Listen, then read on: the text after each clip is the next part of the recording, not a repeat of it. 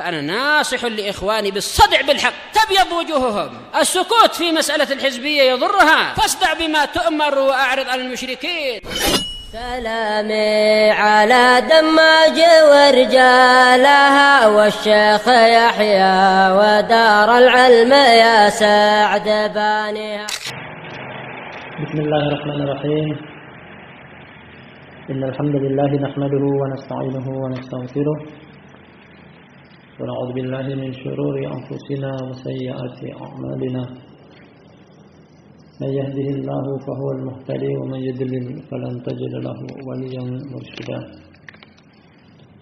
أشهد أن لا إله إلا الله وحده لا شريك له وأشهد أن محمدا عبده ورسوله صلى الله عليه وعلى آله وسلم تسليما كثيرا مزيدا. ثم أما بعد. Ikhwanul kiram, assalamualaikum warahmatullahi wabarakatuh. Kembali kita mengkaji kajian kita dari Al-Jami' As-Sahih fi Tauhid Rabbil Alamin. Kumpulan yang sahih dari sisi landasan hukum Al-Quran dan Hadis pada materi pengesaan Rabb semesta alam. Materinya Tauhid, sebuah tulisan milik Fadilatul Syekh Abu Amr Abdul Karim bin Ahmad bin Husain Al-Hajuri Al-Umari hafizahullah ta'ala. Dan kita ingatkan lagi bahwa kita masih berada pada judul yang sama beberapa pertemuan terakhir ini. Fadlu tauhid wa ma yukaffir min adh-dhunub. Keutamaan tauhid serta sebagai penghapus dosa. Tadi kita baca lumayan banyak dari landasan hukum berupa hadis dan juga ayat. Kita masuk hadis yang berikutnya. Kata Syekh Abu Amr Abdul Karim Al-Hajuri hafizahullah taala, Al-Wahid wa Thamanun, hadis yang ke-81. Hadis yang ke-81. Halaman 65 dari cetakan ini. Qala Imam Muslim rahimahullah, berkata Imam Muslim bin Hajjaj Al-Qushairi An-Naisaburi rahimahullah. Jadi hadisnya dari Sahih Muslim. Qala hadatsana Ubaidullah bin Sa'id bin Yahya Al-Yashkuri An-Naisaburi Abu Qudamah, dan dia thiqah.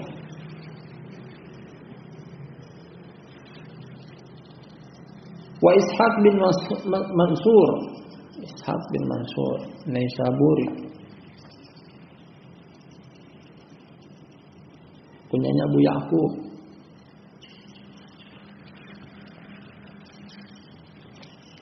Kilahuma an Rauh bin Ubadah. Jadi keduanya guru Imam Muslim namanya Ubaidullah bin Sa'id dan Ishaq bin Mansur. Keduanya meriwayatkan dari satu guru yang sama, Rauh bin Ubadah, kunyanya Abu Muhammad Al-Basri.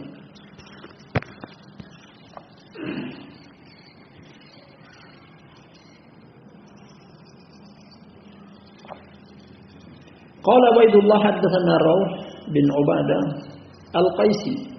Kembali kepada riwayatnya Ubaidullah bin Sa'id.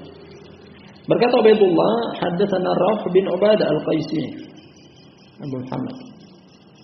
Qala haddatsana Ibnu Jurayj Abdul Malik bin Abdul Aziz, masyhur dengan Ibnu Jurayj, kunyanya Abu Al-Walid Al-Makki. Ibnu Jurayj Al-Makki.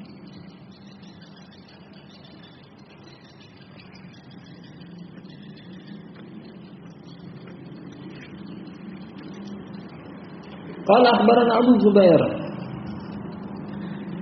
Muhammad bin Muslim bin Tadrus. Nah, Abu Zubair juga Makki. Namanya Muhammad bin Muslim bin Tadrus. Kunyanya Abu Zubair Al-Makki. Annahu sami'a Jabir bin Abdullah radhiyallahu anhu. Jabir bin Abdullah sahabi jalil Al-Ansari, kunyanya Abu Abdullah. Jabir bin Abdullah kunyanya Abu Abdullah.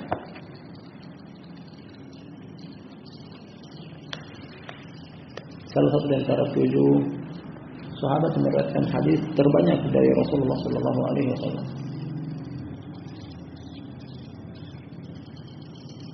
Nah, jadi Abu Zubair pernah mendengar Jabir bin Abdullah yus'alu 'anil wurud. Dia pernah ditanya tentang al-wurud. Wurud artinya adalah melintas di atas jembatan yang ditancapkan di atas jahannam, namanya sirat. Dalam Al-Qur'an Al-Karim, wa in minkum illa wariduha kana 'ala rabbika hatman maqdiyya. Tak seorang pun dari kalian pasti akan melintas di atasnya. Tak seorang pun, artinya siapapun dia, bahkan para nabi mau lulus untuk sampai ke depan surga harus melintas di atas sirat. Ungkapan tentang jembatan yang lebih tipis daripada sehelai rambut, lebih tajam daripada sedotan pedang. Berita tentang hal tersebut. Faqala, kata Jabir bin Abdullah, naji'u nahnu yawmal qiyamati an kada wa kada. Undur ayat dalika fawqan nas. Dihantarkan kepada diri dia. Kami akan datang pada hari kiamat begini dan begitu. Begini dan begitu pada riwayat yang lain dari hadis yang berbeda. Nah, dibangkitkan dalam keadaan telanjang. Innakum yuhsyaruna ila rabbikum hufatan uratan ghurla kama bada'na awal khalqin. Kami akan bangkitkan kalian dalam keadaan telanjang badan tanpa pakaian, telanjang kaki tanpa sendal, tanpa alas kaki. Gurla, belum terkhitan, sebagaimana kalian diciptakan pertama kali. Telanjang. Aisyah mendengar hadis tersebut, ya Rasulullah, idan yang daruba'bana ila aurati ba'd. Wahai Rasulullah, kalau begitu sebagian kita akan melihat sebagian aurat yang lainnya, lawan jenis. Kata Nabi SAW mengingatkan bahwasanya al-amru asyaddu min dzalik. Urusan lebih penting daripada sekedar melihat aurat satu sama yang lainnya. Di hari kiamat, perkara serius. Nah, kami datang pada hari kiamat begini dan begitu. Qala fadud al-umamu bi awsaniha wa ma kanat ta'bud. Kata jawab berikutnya, akhirnya masing-masing umat diseru, dipanggil dengan apa yang dia sembah, dengan berhala yang dia sembah. Yauma nad'u kulla unasin bi imamihim, dalam Al-Qur'an. Pada hari kiamat kami seru seluruh umat manusia dengan pemimpin mereka. Pada riwayat sebelumnya telah kita baca bahwasanya yang menyembah matahari akan ikut matahari, yang menyembah bulan dia akan ikut kepada bulan, dan seterusnya. Kalau matahari masukkan dicelupkan ke dalam neraka karena dia sebagai bahan bakar neraka, para pengikutnya pun akan dimasukkan juga ke dalam neraka bersama dengan apa yang dia sembah. Al-awwal fal awwal, pertama dan berikutnya. Satu persatu umat ini duluan. Umat menyusul yang lainnya masuk ke dalam neraka. Tsumma yatina rabbuna ba'da dzalik, kemudian Rabb kami datang kepada kami setelah itu. Nah, jadi gambaran tentang hari kiamat. Jabir menceritakan kepada kita tentang gambaran yang akan terjadi pada hari kiamat. Dikumpulkan umat manusia.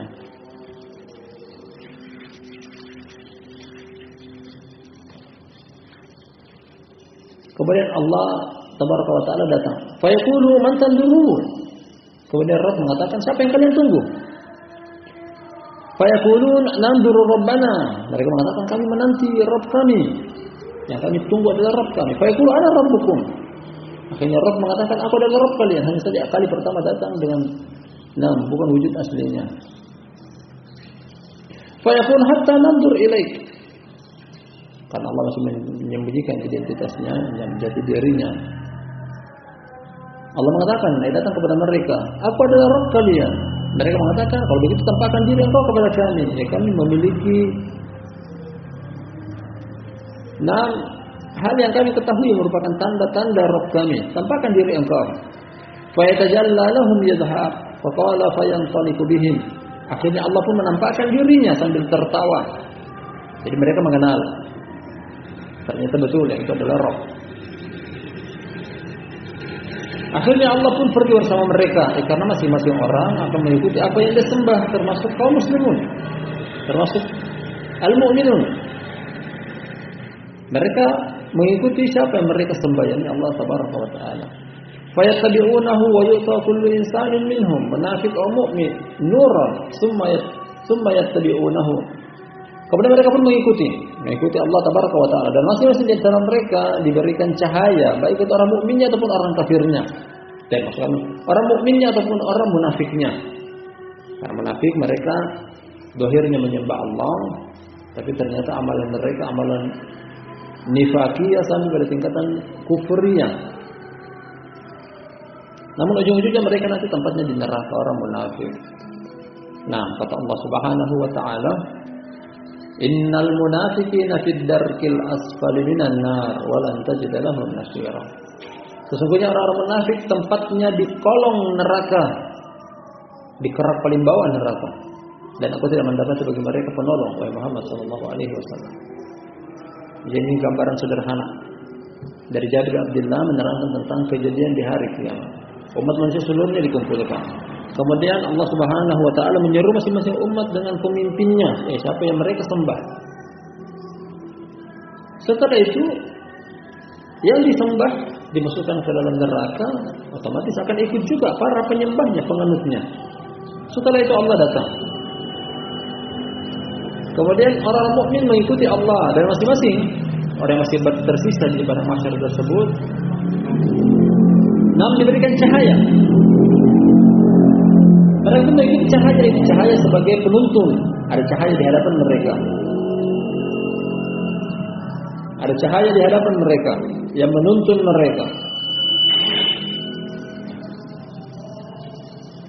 Sebagai penjabaran dari hadis Rasulullah sallallahu alaihi wasallam, dari hadis Abu Hurairah dalam Sahih, "Adz-dzulmu dzulumatun yaumal qiyamah."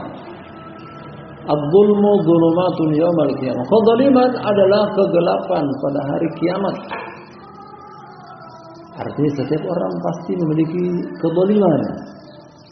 Dengan 3 jenis kezaliman, baik itu menzalimi Allah, ini puncak tertinggi kezaliman, menzalimi sesama makhluk, menzalimi diri sendiri. Semakin banyak seseorang menzalimi, akan semakin gelap yang dia rasakan. Makanya orang-orang mukmin ketika mereka menghadapi ke hari kiamat yang gelap, ada penuntun mereka, apa itu cahaya di depan. Yauma taral mu'minina wal mu'minati yas'a nuruhum baina aydihim wa bi aymanihim busyrakumul yaum jannatun tajri min tahtiha al-anharu khalidina fiha wa dzalikal fawzul 'adzim. Orang mukmin, kata Allah Subhanahu wa taala, engkau melihat pada hari itu wahai Muhammad, orang mukmin mereka memiliki cahaya di sebelah depan dan sebelah kanan mereka. Itulah menuntun mereka. Dan dikatakan kepada mereka, "Busyarahumul yaum," inilah kegembiraan, kabar gembira bagi mereka.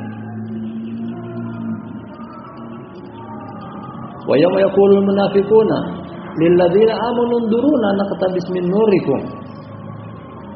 Akhirnya orang munafik pun mengatakan kepada orang mukmin, "Berikan cahaya kalian kepada kami sedikit."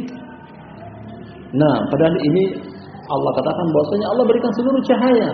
Cahaya orang mukmin terang benderang di sebelah depan dan sebelah kanan. Adapun orang munafik memiliki cahaya namun redup. Makanya mereka ketika melintas di atas, barakallahu fikum jami'an, melintas di atas sirat tanpa cahaya tersebut tentunya akan tersungkur jatuh. Wallahu musta'an.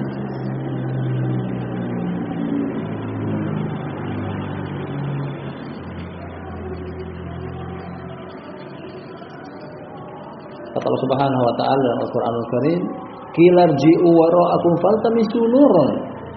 Kembalilah kalian ke belakang, cari cahaya dari belakang. Karena cahaya ini tergantung dari kehidupan kalian di kehidupan dunia. Kalau orang mukmin beriman kepada Allah selama di kehidupan dunia, dia memiliki cahaya sebagai penuntun di alam akhirat. Orang munafik punya cahaya tapi redup.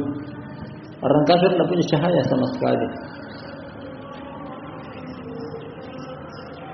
Wa ala jasri jahannam qalalib wahsak ta'khudhu man syaa Allah thumma yudfi'u nurul munafiqin thumma yanjul mu'minin.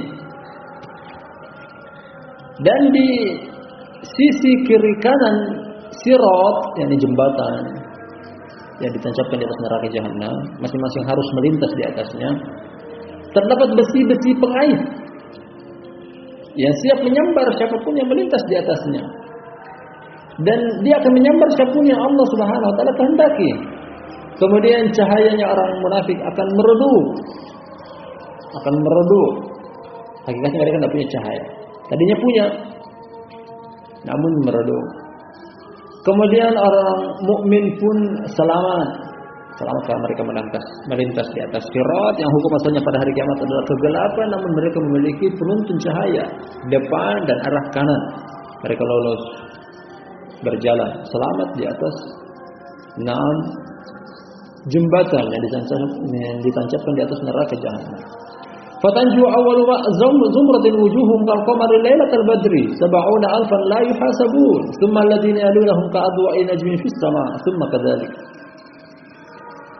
Rombongan yang paling pertama selamat melintas di atas jembatan di atas neraka jahanam tersebut, wajah mereka seperti cahaya purnama, cahaya bulan di malam purnama, berseri-seri, terang benderang. Dan bersama rombongan pertama ini sejumlah 70.000 orang, 70 jiwa. Mereka akan masuk ke dalam surga tanpa hisab, jadi tanpa interogasi. Ibaratnya kalau di kehidupan dunia tiketnya VIP, lolos tanpa interogasi, tanpa disiksa, tanpa diadab.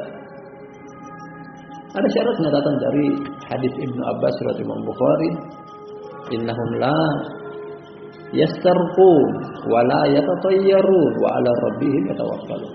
Mereka tidak meminta untuk diruqyah. Mereka tidak mengundi nasib sial. Mereka terhadap roh mereka berserah diri, bertawakal. Rombongan pertama 70.000 orang. Wajah mereka berseri-seri ibaratnya seperti cahaya bulan di malam purnama. Kemudian yang berikutnya seperti cahaya bintang di langit. Arti bandingkan antara cahaya bintang dan cahaya bulan. Khususnya di malam purnama, bulan lebih terang benderang. Rombongan berikutnya seperti cahaya bintang-bintang di langit dan seterusnya. Thumma tahibbu syafa'atu wa yashfa'una hatta yakhruja minan nar man qala la ilaha illallah wa kana fi qalbihi min al-khair ma yazinu sya'iratan. Kemudian berlakulah syafaat orang-orang yang memberikan syafaat. Para malaikat memberikan syafaat, para nabi memberikan syafaat, orang-orang mukmin, syuhada, salihun memberikan syafaat, anak kecil memberikan syafaat kepada orang tuanya, ahlu tauhid memberikan syafaat kepada karib kerabatnya. Dan syafaat akan datang juga nanti datang judul bab tersendiri, ibaratnya adalah seperti siklus segitiga. Nah, Allah Subhanahu wa taala Asy-Syafi', si pemilik syafaat. Kemudian al-musyaffi, orang yang meminta syafaat kepada orang yang dimintai syafaat kepadanya. Jadi syafaat siklus segitiga, seseorang sudah selamat. Artinya dia sudah selamat dalam artian dia adalah penduduk surga. Dia minta kepada Allah Subhanahu wa taala si pemberi syafaat agar supaya juga menyelamatkan orang lain yang belum selamat, masih penduduk neraka, entah karib kerabatnya, keluarganya, familinya, siklus segitiga demikian. Orang yang sudah selamat minta kepada Allah agar supaya menyelamatkan anggota keluarganya yang belum selamat, agar supaya diselamatkan. Mintanya kepada Allah karena Allah pemilik syafaat. Ini maksud daripada syafaat.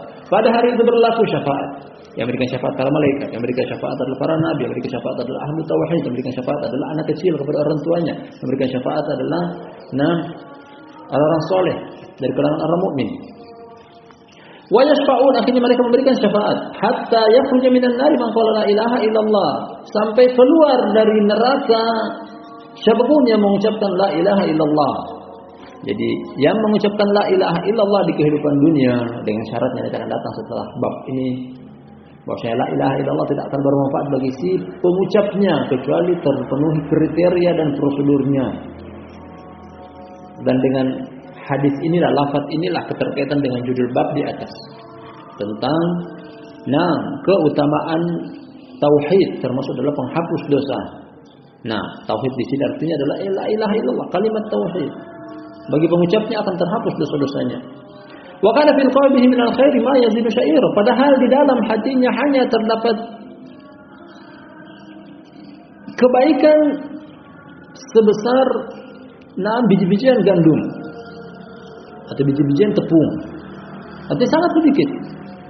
Namun sedikit itulah yang barakallahu fikum jami'an menyelamatkan dia, la ilaha illallah. Artinya dia punya kesalahan yang lebih banyak. Namun ternyata ada la ilaha illallah dalam dada dia. Inilah barakallahu fikum jami'an. Hadis-hadis semacam ini membuat kita termotivasi. Jangan menyepelekan la ilaha illallah. Ini modal utama kita. Modal utama la ilaha illallah. Cari tahu apa itu la ilaha illallah. Cari tahu apa keutamaannya. Cari tahu apa syarat dan ketentuannya. Karena begitu banyak orang di luar sana mungkin mengucapkan la ilaha illallah, tapi belum tentu bermanfaat. Begitu banyak orang di luar sana mengucapkan kalimat la ilaha illallah, tapi ternyata masih datang ke ziarah, datang ke kuburan wali fulan meminta wahai penghuni kuburan wali fulan berikan aku ini dan itu, minta jodoh, minta rezeki. Dia minta kepada kuburan, tidak minta kepada Allah. Artinya la ilaha illallahnya dia gugur. Begitu banyak orang di luar sana juga masih menggunakan ajimat, katanya selamat dari bencana, malapetaka dengan sesuatu yang dia simpan di bajunya, di kantongnya, di kamarnya, di rumahnya. Nah, itu juga bagian daripada penggugur la ilaha illallah. Mengucapkan kalimat la ilaha illallah tapi masih mendatangi dukun, paranormal, orang pintar, tukang sihir. Itu semuanya menggugurkan kalimat la ilaha illallah. Dan seterusnya nanti akan datang bab-bab secara terperinci tentang hal-hal yang menggugurkan la ilaha illallah. Lanjut hadisnya, fayuja'aluna bi fana'il jannah wa yajalu ahlul jannati yarshuna 'alaihimul ma' hatta yambutuna bata syayfi sayd. Akhirnya mereka ditempatkan di pelataran surga. Semacam tempat yang luas di depan surga. Pada sebagai riwayat yang lain sebutkan bahwasanya di depan pintu surga ada Nahrul Haya, sungai kehidupan. Dilanjutkan di sini. Akhirnya penduduk surga menyirami dia dengan air. Sebagai riwayat lagi bahwasanya dia dicelupkan di dalam, dia menceburkan diri ke dalam sungai kehidupan yang terletak di depan pintu surga. Akhirnya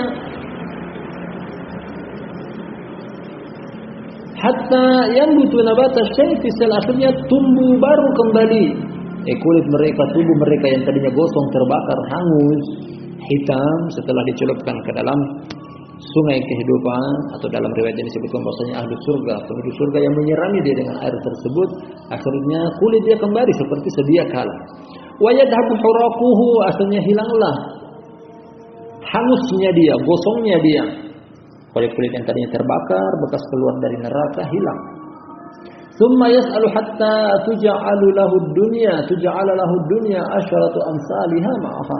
Kemudian minta kepada Allah, setelah dia masukkan ke dalam surga, kemudian minta kepada Allah, akhirnya diberikan kepada dia semisal dunia dan 10 kali lipat.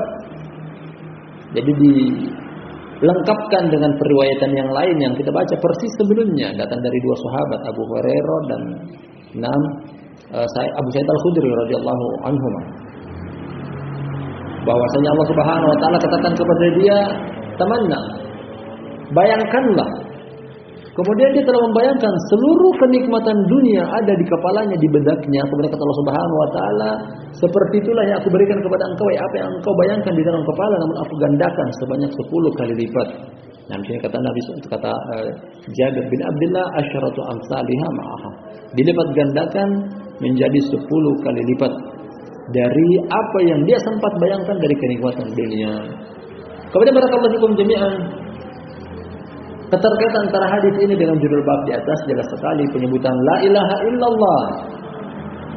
Bagi siapa yang terdapat di dalam hatinya la ilaha illallah, meskipun dia sempat masuk ke dalam neraka, hanya saja akan dikeluarkan dengan syafaatnya orang yang memberikan syafaat. Kemudian dia, penghujung kisah dia akan masuk ke dalam surga dan sampai pada akhir dari hadis ini. Kemudian 6 poin penting kita berikan tanbih berkaitan dengan hadis Jabir riwayat Imam Muslim. Jadi di sini ikhwan fillah, seakan-akan ini adalah dari ucapan Jabir bin Abdullah sendiri, artinya bukan dari ucapan Rasulullah sallallahu alaihi wasallam. Namun datang dari luar Sahih Muslim Jabir bin Abdullah menyandarkan ini kepada Rasulullah sallallahu alaihi wasallam. Artinya hadis ini adalah lahu hukmul marfu, memiliki hukum yang sampai kepada ucapan Rasulullah sallallahu alaihi wasallam. Apalagi dengan riwayat yang sebelumnya kita baca dari Abu Hurairah, dari Abu Sa'id Al-Khudri yang menceritakan semakna dengan hadis Jabir yang ada di depan kita ini. Jadi hadis ini adalah lahul hukmul marfu, memiliki sanad sampai kepada Rasulullah sallallahu alaihi wasallam sebagaimana yang ditetapkan oleh Abu Hurairah dan juga Abu Sa'id Al-Khudri pada hadis yang sebelumnya. Nah, dan ini satu poin penting yang kita petik di sini bahwasanya la ilaha illallah sangat bermanfaat, di antaranya adalah mengeluarkan seseorang dari neraka kemudian akan dimasukkan ke dalam surga. Wallahu taala alam bissawab. Nah, mungkin cukup satu hadis hari ini kita ambil dan hadis-hadis yang lainnya terlalu banyak panjang. Nah, masih panjang bab ini, insyaallah kita lanjut pada lain kesempatan. Barakallahu fikum jami'an. Baik, kita akhiri sampai di sini. Subhanakallahumma wa bihamdika asyhadu an la ilaha illa anta astaghfiruka wa atubu ilaik.